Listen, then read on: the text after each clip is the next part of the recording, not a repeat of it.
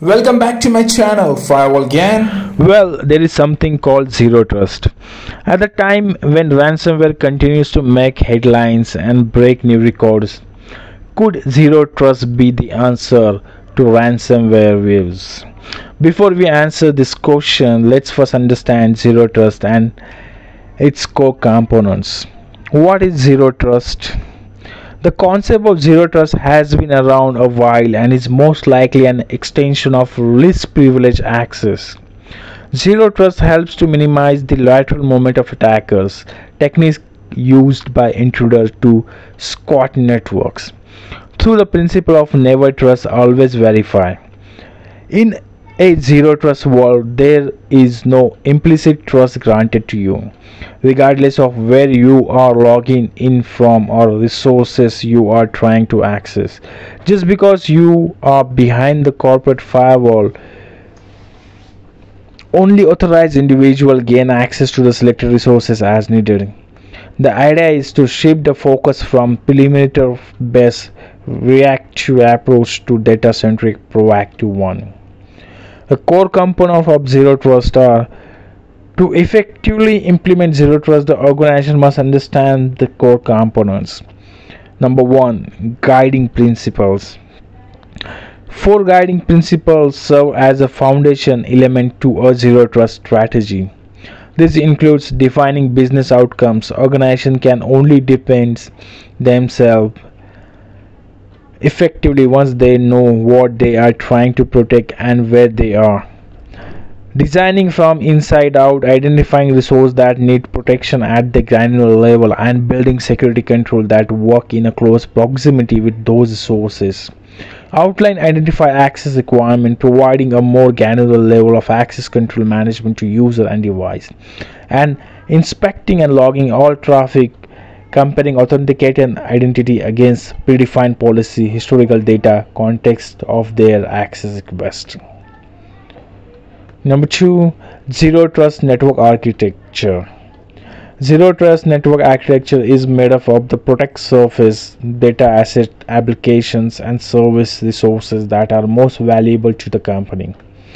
Micro perimeters, granular protection that protect a resource rather than the network environment as a whole. Micro segmentation, segmenting the network environment into discrete zone or sector based on different function of the business. And context specific least privilege access, resources are granted access in with the job role and associated activities as well through enactment of the principle least privilege principles. Number three, technology enabling zero trust.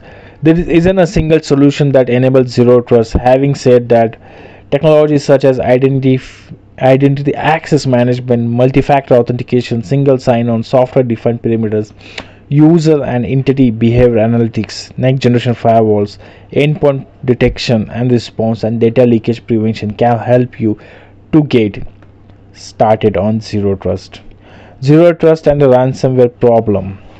Zero trust isn't a silver bullet for ransomware, but if implemented well, it can help create a much more robust security defense against ransomware attacks. This is because fundamentally human error is the root cause of all cyber attacks, and zero trust put the spotlight back on users' identity and access management. Zero trust also helps reduce the attack surface significantly, as internal and external users only have access to limited resources and all other resources are completely hidden away. Additional zero trust provide monitoring, detection, and threat inspection capabilities, which are necessary to prevent ransomware attacks and exploitations of sensitive data. There are also some misconceptions surrounding zero trust that must also be highlighted. Number one, zero trust will not eliminate the ransomware threat in its entirely through it, with significantly reducing its possibilities. No single technologies Number two, no single technology solution can help you achieve absolute zero trust. Many vendors will try to sell you one, but this is not in your best interest. Number 3, zero trust isn't designed to solve all your security problems. It's designed to reduce the probability of security incidents, limit lateral movements, and minimize damage in case of security incident like ransomware. Number 4, segmentation of user and resource sound great in theory, but it's quite difficult to implement. Zero trust isn't a quick fix, but a well thought out long-term security approach. Zero trust is a strategy much like digital transformation. It needs a commitment from the entire organization, not just the IT team.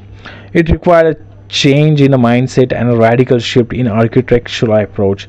It needs to be executed with a care and a great deal of thought, keeping a long-term perspective in mind. And finally, it must be perpetual evolving process that changes in line with the evolving threat landscape.